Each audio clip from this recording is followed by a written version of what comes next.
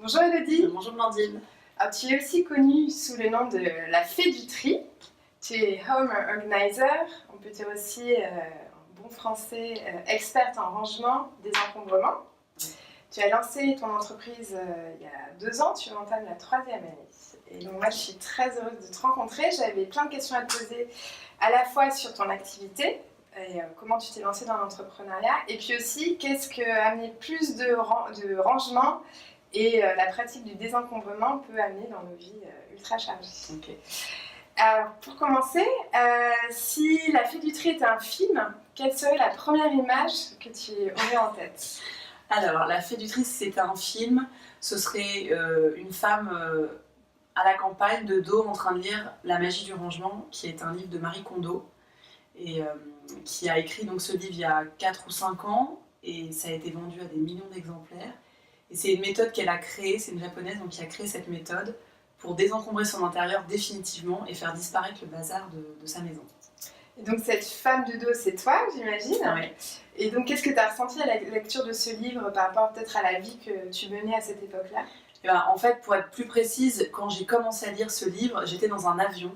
Je partais en week-end à Barcelone. Et quand j'ai lu le bouquin, je sais pas, je l'ai dévoré, mais en 1 heure. Et j'avais qu'une envie, c'était de rentrer chez moi pour désencombrer ma maison et de faire le tri et appliquer sa méthode. C'est vraiment un livre qui s'applique, qui concerne les gens qui sont déjà très organisés. Il y a beaucoup de gens qui sont un peu bordéliques, qui ont acheté le bouquin, qui ne l'ont jamais lu, parce que c'est, je pense, déjà pour des gens qui aiment bien ranger et organiser. Donc moi qui aimais bien ça, j'ai lu le bouquin, donc j'ai fait quand même mon week-end, et en rentrant, j'ai complètement tout désencombré dans ma maison. J'ai essayé d'appliquer sa méthode.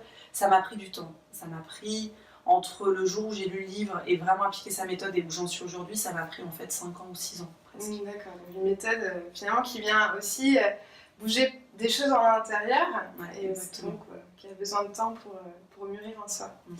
Et donc à cette époque-là, tu n'étais pas encore entrepreneur, tu étais intermittente. Ouais. Quel a été ton déclic pour te lancer dans l'entrepreneuriat? Alors le déclic, il n'est pas venu tout de suite, parce qu'effectivement en lisant le bouquin, je me suis dit génial, je veux faire ce métier-là. Et puis en fait tout de suite, le soufflet redescend, on a ses habitudes, son métier, son salaire, on a son confort de vie, sa zone de confort. Et donc j'ai laissé un peu le truc de côté, j'ai essayé de contacter des home organizers, puis ça n'a pas abouti, donc j'ai laissé couler. Et 2 ans après, une amie à moi m'a envoyé un extrait d'émission radio d'une fille qui s'appelle Elodie Wery, qui est belge et qui est aussi home organizer. Et j'écoute l'interview, je me dis mais c'est génial, en plus elle est en Belgique, elle a l'air de super bien fonctionner, je vais la rencontrer, je lui envoie un mail. Et là les choses se sont faites de manière assez fluide, et c'est ça aussi qui a fait que je me suis dit ok, c'est le bon moment. Je suis allée la rencontrer en Belgique très rapidement, j'ai contacté, elle m'a répondu. Je suis allée la rencontrer, on a fait une formation ensemble, et j'ai vu comment son entreprise fonctionnait, et tout d'un coup la Belgique c'était beaucoup plus proche que le Japon avec Marie Kondo. Et je me suis dit ok, c'est bon, si elle peut le faire, moi aussi je peux le faire. Donc j'y suis un peu allée sans trop me poser de questions, sinon je pense que j'y serais pas allée. Et j'ai senti que c'était le bon moment aussi, et voilà, c'est à ce moment-là que j'ai décidé vraiment de tout quitter et de me lancer dans l'aventure. Et donc c'est un métier que tu as créé à partir de ta passion pour le rangement et puis de cette méthode qui a aussi révolutionné ta vie, Ouais. on peut dire. Est-ce qu'il y a quand même des choses particulières qui t'attiraient dans le fait d'être entrepreneur? Je m'étais pas vraiment posé la question en fait. Est-ce que ça m'attirait? J'avais envie d'avoir mon propre emploi du temps, ça c'est sûr. Et j'avais envie d'être ma propre patronne. C'est un petit peu le rêve des chefs d'entreprise, de dire j'ai plus aucun ordre à recevoir, entre guillemets.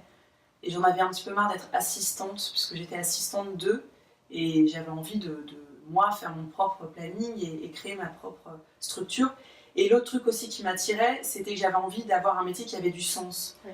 Donc en étant intermittent de spectacle, oui, ça avait du sens, puisque on divertit les gens, on crée du cinéma, on crée du loisir, c'est génial aussi, mais j'y trouvais plus ma place vraiment, et ça avait moins de sens par rapport à moi, le développement que j'ai eu sur l'écologie, sur la planète, sur les prises de conscience que j'ai eues, je me sentais plus à ma place par rapport à ça, à ce métier en fait. Parce qu'effectivement, ton approche, ce que j'en comprends, c'est que tu ne parles pas que de rangement, de désencombrement, c'est vraiment l'idée d'aller beaucoup plus loin et de modifier ses habitudes en ayant des prises de conscience très fortes sur sa façon de consommer et sur l'impact de notre consommation sur l'environnement. Ouais, exactement. Et est-ce que tu as pu voir peut-être des changements chez les clients que tu as accompagnés ou juste cette prise de conscience qui s'est faite? Ouais, en fait, les changements, je les ai vus, ça se fait un peu plus sur le long terme, c'est-à-dire qu'à partir du moment où on finit une mission, le changement se fait pas tout de suite, 2-3 jours après, c'est plutôt dans les mois à venir, voire dans l'année à venir. Et donc les toutes premières clientes que j'ai eues, et maintenant j'ai de plus en plus de retours, il y a eu des choses incroyables, parce qu'en fait on se rend compte que d'avoir trié son intérieur, donc au quotidien l'impact est hyper important, parce qu'en fait on a beaucoup moins de choses à faire, on gagne du temps, on se sent bien chez soi, on arrive à récupérer, etc. Mais ce qui se passe vraiment sur le long terme et ce qui se passe dans le cerveau, c'est que tout d'un coup on a fait de la place dans la maison et en fait obligatoirement dans la tête.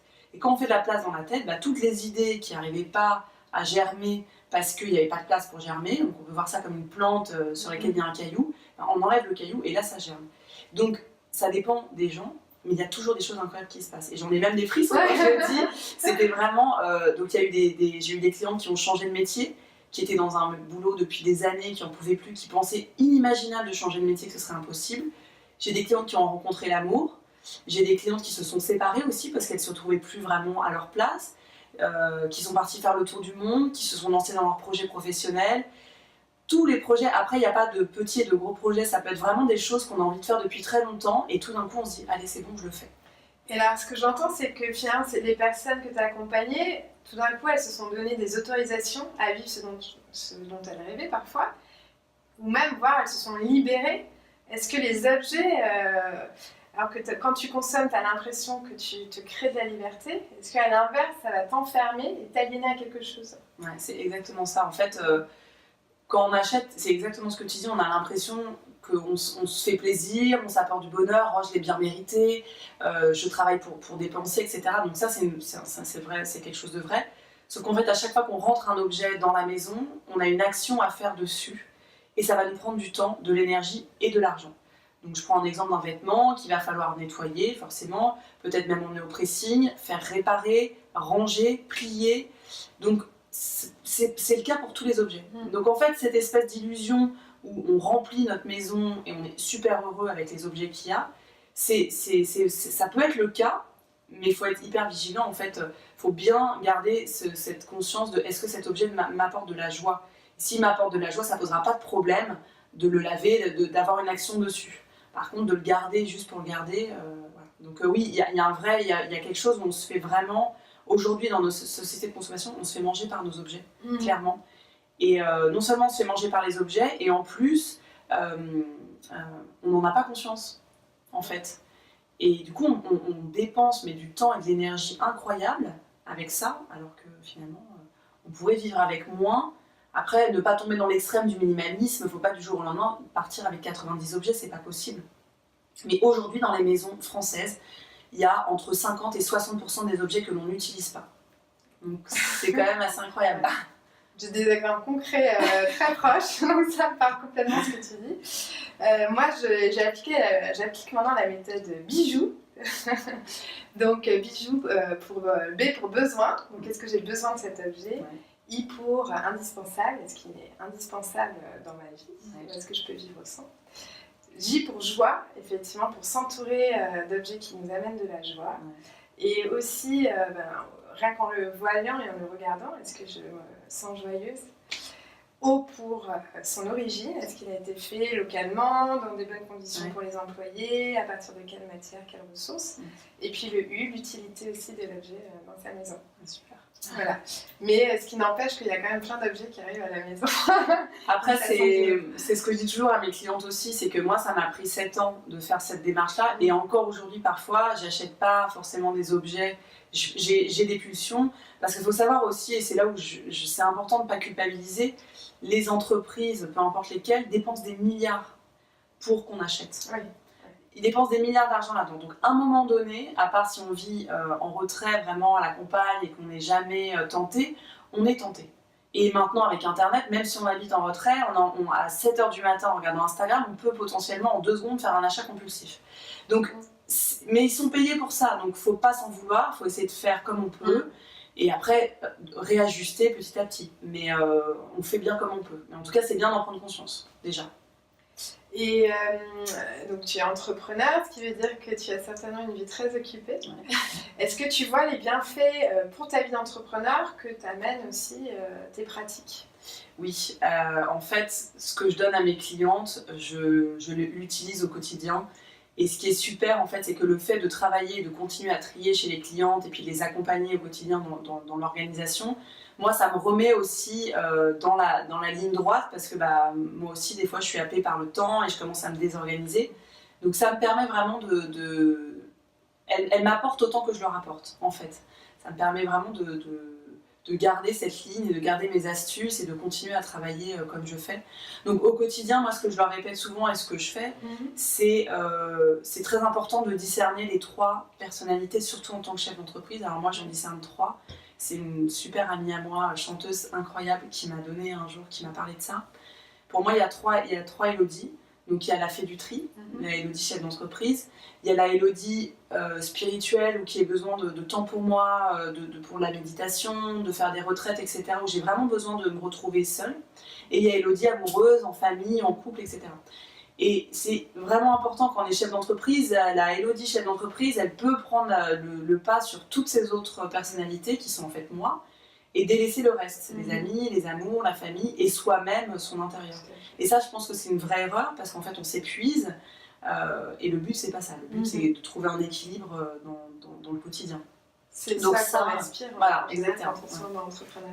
Exactement. Donc voilà, déjà, ça, c'est hyper important de réussir à couper et de trouver des moments, de se déconnecter de son téléphone. Ça aussi, j'essaye de le faire, même si j'avoue que je suis très addict. Mais de prendre des moments où se dire voilà, le téléphone je le coupe et là je travaille plus, là j'ai un temps pour moi où je suis avec mon copain et j'en profite quoi. Oui, donc c'est en fait la posture qu'on va adopter avec ces objets. Donc un objet a une place dans la maison, je compartimente, je crée des espaces différents. Finalement c'est ce que tu dis, c'est que on le retrouve aussi, tu le retrouves, en tout cas tu mets en place toi, et je pense que c'est un super conseil, dans ta vie quotidienne, en compartimentant et en donnant de l'espace à chacune de ces 3 personnes qui coexistent. Ouais, c'est exactement ça. Et puis dans la maison, en fait, effectivement, chaque chose a sa place. Donc il y a des personnes qui vont trouver ça trop psychorigide, et en fait ça l'est pas, en fait c'est juste que le cerveau, il évolue, mais il n'a pas tant évolué que ça depuis des milliers d'années. Et aujourd'hui, la société va très très vite et on a beaucoup d'informations à traiter. Et en fait, le cerveau n'est pas habitué à ça. Donc, ce qui se passe, c'est qu'on fait du stress, on fait des burn-out, on est épuisé, parce qu'en fait, on a trop de choses qui rentrent. Donc, on ne peut pas faire autrement. Aujourd'hui, c'est comme ça que ça se passe. Mais en revanche, ce qu'on peut faire, c'est mettre dans des boîtes, effectivement, et organiser et compartimenter. Et même moi, hein, au début, j'ai eu du mal, je me suis dit mais non, je ne veux pas me mettre dans des cases, je ne veux pas être psychorigide, et je ne le suis pas. En revanche, notre cerveau va être beaucoup plus reposé quand chaque chose a sa place dans la maison, et aussi au quotidien, quand on arrive vraiment à trouver des moments pour soi. Enfin, voilà. Donc j'arrête pas de faire ce geste de boîte avec les mains, mais c'est vraiment ça, en fait, ça repose la tête, et c'est épuisant, et c'est pour ça que c'est épuisant d'être dans du bazar aussi, et comme à l'extérieur, on n'a pas vraiment le contrôle sur ça, dans la maison, si on peut l'avoir, c'est bien. Voilà. Tout à fait. Mais moi, effectivement, le geste de boîte, je trouve, est important. Moi, ça me rappelle du coup ce que j'ai mis en place dans mes grands principes d'organisation du quotidien. Et c'est de fonctionner par type de tâche. Donc, je vais compartimenter mon agenda en me disant, je vais regrouper des tâches qui sont similaires pour bénéficier un peu du flux d'énergie et de la dynamique que je mets en place pendant 1h30, 2h30. Et du coup, j'ai gagné en efficacité plutôt que de changer d'une tâche à l'autre de façon dispersée. Et c'est la même chose au moment de surfer sur Internet ou autre, de me dire, fini, tu commences une recherche d'informations, va jusqu'au bout, plutôt que de dire, suivre tes idées qui arrivent pêle-mêle et d'ouvrir 20 fenêtres différentes. Ouais, c'est ça, c'est exactement ça. Et là, au quotidien, vraiment, ça s'applique, parce que souvent, on a l'impression que dans la maison, on a une to-do list comme ça et on a le temps de rien faire. En fait, c'est juste qu'on se disperse. Et ça m'arrive aussi, mais c'est vraiment d'essayer d'aller au bout de l'action, donc sur Internet, effectivement, ou dans la maison. Et un exemple tout simple, c'est de se dire, ok, je vais chercher le linge. Donc je prends le panier à linge, en même temps il y a du courrier qui arrive, donc je prends le courrier, mais bon, je ne peux pas m'empêcher d'ouvrir le courrier. Donc je pose le bac à linge mouillé, j'ouvre le courrier, il y a un chèque à faire. Bon bah ok, je vais faire un chèque. Je me retrouve sur mon bureau, je suis sur Internet, tiens, Facebook c'est ouvert, tiens, il y a une notification. Et en fait, on finit toujours par revenir sur le panier de linge parce qu'il est mouillé et qu'on sait que voilà. Mais tout ce temps qui est perdu à pas finir des actions, à la fin de la journée, on a l'impression qu'on n'a rien fait. Mais en fait, c'est juste qu'on s'est dispersé. Et ça va aussi avec le fait de se dire, je suis dans le moment présent, maintenant, j'essaye de m'ancrer et je suis à ce que je fais. Ce qui évite de retrouver ses lunettes dans le frigo ou de chercher son portable alors qu'on l'a à la main. Ça nous est tous arrivé de dire, mais où est-ce qu'il est mon portable? Je comprends pas. Ah, voilà. Donc, en fait, ça s'applique à tout et encore une fois, c'est pareil, c'est pas des psychologies, c'est juste que on aide notre cerveau. Et du coup, on lui génère moins de stress, on dort mieux, etc. Et tout ce qui va avec, en fait, derrière. Et dans la vie d'entrepreneur, on est amené à être multitâche, en tout cas au début. Après, on apprend à déléguer aussi dès qu'on peut. Est-ce que par rapport du coup là peut-être à une théorie qui peut s'appliquer très bien dans une maison, dans un lieu de travail, toi, tu as pu voir des difficultés à l'appliquer quand même dans ta vie d'entrepreneur, même si tu as de la pratique. Et si oui, qu'est-ce que tu as pu mettre en place en plus pour fluidifier tout ça? Oui, alors effectivement, autant dans la maison, j'arrive à m'y retrouver parce que ces objets, c'est concret, autant dans le mental et dans tout ce qui est assez abstrait, donc l'organisation au quotidien du chef d'entreprise, j'ai eu tendance à me disperser parfois et je m'en suis rendu compte et je me dis mais c'est pas possible, en fait là je pars dans tous les sens et c'est pas efficace. Ce que je fais, c'est que dans ces cas-là, quand je vois que ça part dans tous les sens, parce que les méthodes, je les ai, mais en fait, j'ai besoin d'être accompagnée et cadrée par quelqu'un. Oui. Donc moi aussi, j'ai besoin de cet accompagnement-là. En fait, je pense que vraiment tout le monde a besoin d'un accompagnement en général. Et soit je vais en parler autour de moi, soit je vais regarder des vidéos, mais le fait d'avoir quelqu'un physiquement, pour moi, c'est ce qui marche le mieux, qui me conseille, qui me dit non mais là, attends, ça part dans tous les sens, faut te recadrer. Donc seul, pour moi, c'est impossible en fait. Il y a vraiment des choses qu'on ne peut pas faire tout seul. Et ça, c'est vraiment l'aide que j'ai eue de personnes qui m'ont dit bon voilà, ok, tu as les outils, mais maintenant il va falloir que je t'aide à t'en servir et tu les prends pas tous en même temps. Oui. Et s'il n'y a pas quelqu'un qui me dit ça, comme je suis dans le flow, et puis du coup, on a ce truc de c'est mon entreprise, c'est mon bébé, j'ai envie de me donner à fond. Parfois, on a du mal à prendre du recul. Donc c'est bien de se faire accompagner. Peu importe quel accompagnement, il faut suivre son intuition par rapport à ça. Mais, ouais. Et je considère aussi qu'il y a beaucoup de méthodes. C'est vrai que parfois c'est compliqué de faire le tri. Mais ce qui joue, c'est peut-être s'observer, voir à quel point telle méthode fonctionne pour nous, parce qu'on est tous différents. Et je pense que c'est parfois se mettre aussi beaucoup de pression en disant mais pourquoi cette méthode du Pomodoro, par exemple la méthode où on divise ses tâches par section de 20-25 minutes. Ouais. Moi, j'arrive pas à l'intégrer dans ma vie, ou pourquoi j'arrive pas à mettre le bullet journal en place. Ouais. Et là, je pense que ça amène aussi la notion d'être OK, d'être zen avec ça, et qu'en s'observant, en se connaissant bien, on va mettre en place les meilleures méthodes pour nous, pour bien fonctionner. Ouais, mais ça, c'est clair, tu as complètement raison. Aujourd'hui, on a 12 000 méthodes. Oui, c'est ça. Il y a 12 000 régimes. Pardon, il y a 12 000 régimes, il y a 12 000 méthodes, il y a 12 000 formations. C'est là où, là je vais parler en tant que femme, et les hommes aussi ont une intuition, il n'y a aucun problème sur ça, c'est sûr.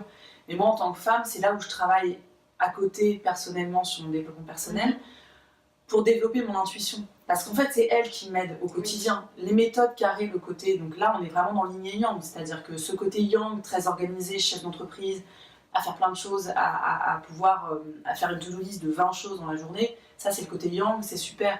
Sauf que s'il n'y a pas d'équilibre avec le côté yin, donc la féminité et ce côté un peu intuition et y aller au feeling, ce qu'on fait moins en fait quand on travaille, on perd énormément de temps. Oui. Parce qu'en fait on peut se disperser dans beaucoup de choses, alors que depuis le début l'intuition elle a dit non mais ça c'est pas bien pour toi.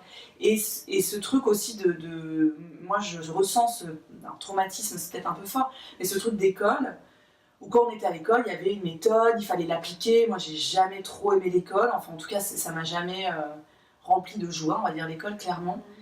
Et en fait, il y a ce truc un peu où on s'oblige. Et puis parfois, je me dis, non mais attends, pourquoi tu t'obliges à faire quelque chose? Donc parfois, on est obligé de faire des choses. Mais il faut que ce soit quand même dans le plaisir, en fait. Donc c'est ça aussi qui est difficile, c'est de trouver cet équilibre entre... ça, il faut vraiment que je le fasse, mais comment je pourrais le faire pour que ça m'apporte de la joie, que ce soit sympa, et trouver effectivement une méthode qui me convienne, en fait. Oui. Vraiment, ouais. C'est beaucoup... moi, c'est la dimension, le cadre, donc plus le yang, et voilà, c'est fixer son cadre de travail, puis accepter que dans ce cadre, il y a du mouvement, et un mouvement qui nous convienne, aussi parce qu'on n'est pas en forme tout le temps, et donc ça, c'est toute la partie du yin, et notre féminité aussi, avec... notre cycle aussi qui nous met sur un certain rythme et une certaine énergie selon les phases du cycle. Et donc, pour moi, c'est une communication entre le cadre et le mouvement qui fait qu'on arrivera au mieux aussi à fonctionner, surtout à tenir dans la durée l'entrepreneur. Ouais, c'est ça, oui, parce que l'idée, c'est pas de finir dans 10 ans épuisé, voilà, mais se caler aussi effectivement en tant que femme sur nos cycles qui selon les semaines même, nous prennent vraiment beaucoup d'énergie. Moi, j'essaye quand je peux, bon là, quand je peux, c'est pas toujours, de regarder quand est-ce que, en fonction de mon cycle, quand est-ce que je vais avoir mes lunes, et je prends pas de mission. Oui, c'est ça. Ouais. Parce qu'en fait, c'est des moments où je suis épuisée, et où en tout cas, j'ai besoin de me ressourcer et d'être chez moi. Alors, j'avoue que je le fais pas tout le temps, mais quand je peux, j'essaie d'y penser. Là, voilà, j'y pense, je vais le refaire pour l'année prochaine. Voilà, déjà, mais me mettre sur mon agenda, comme j'ai la chance d'avoir des cycles voilà, réguliers, et ben de mettre dans mon agenda, non, là, off, et je ne bosse pas et je ne fais rien. Moi, c'est vraiment une vision de l'entrepreneuriat au féminin. C'est accepter qu'on ne peut pas être dans cette énergie d'action et rationnelle tout le temps. Ouais. Et accepter donc, voilà, de prendre soin de nous, en fait, et de s'écouter, de suivre l'intuition aussi pour savoir ralentir des moments et pour mieux revenir aussi. Hein, bien sûr, avec, bien sûr. C'est sûr. Et je me suis offert l'intention d'avoir un bureau bien rangé et décoré pour l'année prochaine. Ouais. Et si je devais être convaincue de l'importance d'avoir un bureau bien rangé, pour donc moi en tant qu'entrepreneur qui travaille beaucoup à la maison, qu'est-ce que tu pourrais me dire ? Alors, bureau bien rangé, effectivement, ça va comme avec le reste de la maison. On perd beaucoup moins de temps quand on a un bureau bien rangé, quand il y a des papiers un petit peu partout. Et même si c'est des papiers qui sont en attente, qu'on ne touche pas, rien que de les voir, l'inconscient est agacé, fatigué, et tout de suite, déjà, on n'arrive pas dans des bonnes conditions de bureau, donc ça, c'est pas possible. Encore plus quand le bureau est dans la maison, ce qui est le cas souvent des chefs d'entreprise. Sur le bureau, moi, ce que je préconise et ce que je fais toujours avec mes clients, donc, le premier truc, c'est déjà faire un gros tri, parce que c'est déjà de savoir tout ce qu'on a comme papier. Ça permet d'y voir plus clair, de séparer le pro du perso, hyper important. Et une fois qu'on a séparé ça, c'est après dans le pro de se dire, ok, qu'est-ce que j'ai comme papier ? Quand on va me demander tel papier, il faut que je l'ai sous la main. Est-ce que je l'ai ? Est-ce qu'il faut que je le demande, etc. Donc, ça va rassurer vraiment aussi. Ça permet de se dire, ok, ça c'est fait. Parce que ça prend pas si longtemps, ça peut être une demi-journée de tri des papiers quand moi je fais le tri des papiers. Mais ça vraiment d'avoir le classeur pro et perso, très important, de discerner les deux. Donc faire un gros tri. Et la deuxième chose qui est bien, c'est moi je range les papiers à la verticale. Je ne range pas les papiers en pile. Oui. Donc ça, c'est une des astuces parmi 1000 que j'ai entendues, mais celle-là, je l'ai retenue, elle a retenu mon attention et je l'utilise au quotidien. Ça aussi, je rebondis juste là-dessus parce que quand on parlait des méthodes et des trucs, moi maintenant, je me prends plus la tête. Je lis des choses, j'écoute des choses, des podcasts, etc. Mais je suis plus dans l'apprentissage à fond. Je me dis, mon cerveau va retenir ce que tu dois retenir. Et les trucs que je vais réussir à appliquer au quotidien, je les ai enregistrés. Donc voilà, typiquement ce truc de ranger les papiers à la verticale, donc les clients qui m'écoutent, ils savent très bien de quoi je parle parce que je leur donne toujours voilà, un présentoir pour ranger les papiers.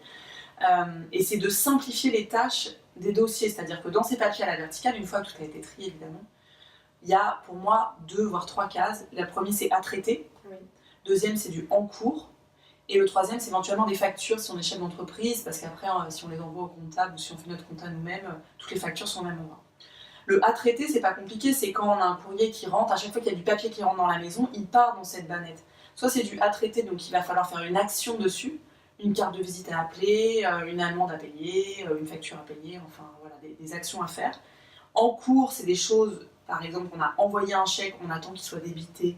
Il n'y a pas d'action à faire dessus, c'est en attente, mais on ne va pas le ranger tout de suite parce qu'il faut quand même qu'on vérifie quelque chose. Donc c'est en attente, on n'y touche pas. Et puis derrière, les factures. Et ça vaut aussi pour le bureau des boîtes mail. Donc en fait, ça simplifie le truc complètement. Donc soit c'est rangé, soit ça va dans cette boîte en cours à traiter, soit ça part à la poubelle. Il n'y a pas d'autre endroit possible pour les papiers. Et ça paraît fou, mais ça s'applique vraiment en particulier. Parce que dans l'entreprise, il peut y avoir plus de dossiers, c'est un peu plus compliqué. Mais dans la boîte mail, c'est pareil. Et donc quand on a du temps, on se pose, on prend 1 heure, on fait les papiers à traiter, on traite ce qu'il y a à traiter. Et hop, dans une seule foulée, on fait tout. On perd pas de temps, du coup, à le faire un petit peu par-ci, un petit peu par-là. Et dans ce qu'on reçoit dans les papiers et dans les mails, ce que je préconise aussi pour ne pas se retrouver avec une bannette remplie, tout ce qui prend moins de 2 minutes, ça c'est au quotidien, on le fait tout de suite. Essayez de... Quand on lit un SMS, Si ça prend 2 minutes, moins de 2 minutes d'y répondre, on y répond parce que sinon on oublie. On le garde quand même en tête, sinon. Voilà, on le garde en tête. Alors, la petite astuce du SMS, c'est quand on sait qu'on n'a pas le temps d'y répondre, c'est se retenir, mais comme quoi c'est compliqué, de l'ouvrir. Ah oui. Parce que la petite pastille, voilà, la petite pastille pas lue, on va fait qu'à un moment donné on va lire. Si on le lit dans l'énergie, on est dans le speed entre 2 courses, on lit le truc, on oublie après. Et ça peut poser problème dans le professionnel parce que de ne pas répondre à un SMS pro, et puis le perso ça peut être aussi. Oui, tout à fait. Et que penses-tu du fait d'afficher au mur soit ses tâches à faire ou son planning du trimestre ou du mois ou de la semaine sur les murs du bureau? Est-ce que ça peut polluer et casser une énergie? À l'inverse, tu penses que ça peut être Je pense que c'est bien. utile? Je pense que c'est bien d'avoir des choses sur le mur. Autant dans la chambre, j'aime bien que ce soit épuré. Mais après, c'est propre à chacun, vraiment. Mais dans le bureau, c'est bien d'avoir en général des choses qui nous inspirent et qui nous poussent à la créativité. Donc qu'il y ait des choses écrites au mur, au contraire, s'il y a la place de le faire, c'est bien. Il ne faut pas que ce soit envahi, il faut que ça reste quand même... qu'il n'y ait pas trop de murs avec trop de trucs. Mais ça, mettre des trucs de couleurs, des photos, des tableaux colorés, des trucs qui nous inspirent et qui vraiment nous poussent à la créativité, quoi. Ça pose pas de problème, ouais. Vraiment, c'est même très bien, en fait. Je parlais de créativité avec Daria, avec qui on a discuté pour un dernier enregistrement. Est-ce que pour toi aussi, la créativité est au cœur de l'entrepreneuriat? Comment le vis-tu? Alors, pour moi, ça l'est, mais moi, j'ai du mal à le mettre en application, je dois avouer. C'est-à-dire que justement, on retourne dans ce truc yin et yang, c'est que je suis très dans l'organisationnel et j'ai du mal à être créative. J'ai du mal à laisser la place, mais ça, j'y travaille au quotidien. Mais ça a beaucoup d'importance, c'est très complémentaire en fait. Donc l'un ne va pas sans l'autre. Et s'il manque une partie, à un moment donné, on se sent incomplet de toute façon. Donc la créativité est très importante. Après, je fais quand même entrer la créativité dans mon quotidien de chef d'entreprise, mais je pense pas encore assez. C'est un travail que j'aimerais bien développer, d'ailleurs. Et comment tu te vois nourrir ta créativité? Est-ce que tu as déjà des pistes? Eh ben, c'est une bonne question. Je m'amuse beaucoup à faire des vidéos, donc peut-être que ça, c'est voilà, d'écrire et puis de faire des montages et tout ça, ça m'amuse bien. Mais sinon, je ne sais pas trop encore. Je vais me laisser inspirer par les faits. Du coup, peut-être pour aller vers les dernières questions, est-ce que tu avais ton idée d'être chef d'entreprise et de la fée du tri? Par rapport à ce que tu vis aujourd'hui, est-ce qu'il y a des grosses différences, peut-être des déceptions, ou à l'inverse, des grandes joies, tu dis mais c'est encore plus génial que ce que je pensais? Alors en fait, j'avais aucune attente. D'accord. Je suis tellement partie tête baissée parce que je me suis dit c'est bon, ça va marcher, que j'avais aucune attente et j'ai pas hyper bien préparé l'histoire d'ailleurs. Je suis allée un peu au feeling. Oui, si on m'avait dit tout ce que ça allait être et toutes les difficultés que j'allais rencontrer en tant que chef d'entreprise, j'aurais peut-être j'y serais peut-être allée plus tranquille. D'un côté, je suis contente parce que j'ai réalisé énormément de choses en 2 ans et bah voilà, c'est magique. Et d'un autre côté, je pense que en ayant été un tout petit peu plus préparée, j'aurais perdu moins d'énergie. Après, je regrette rien du tout, mais voilà, j'aurais été un peu moins fatiguée au bout de 2 ans. Voilà, je pense. Et si tu avais un conseil pour finir, pour toutes ces femmes entrepreneurs engagées qui parfois perdent un peu l'élan dans l'aventure entrepreneuriale, quel serait-il? Alors mon conseil, c'est de se faire accompagner. Comme on disait tout à l'heure, pour moi vraiment, si on veut réussir à aller au bout et y voir plus clair et avoir du recul en fait sur son entreprise, je pense que l'accompagnement, il est hyper important.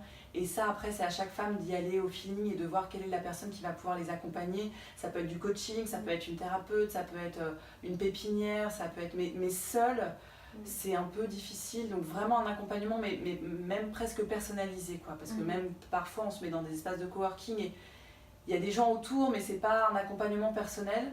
Et en fait, ça va vraiment permettre de rebooster parce qu'on a énormément de capacités. Mais quand on est seul, c'est un peu difficile, ouais, je pense. Merci beaucoup Élodie. Merci. Je rajouterai aussi comme conseil, du coup, parce qu'on l'a évoqué, mais pour bien le... voilà, de ne pas s'encombrer et de réfléchir avant tout acte d'achat ou d'envie pressante de posséder un objet pour se faire du bien à soi et puis faire du bien aussi à la planète.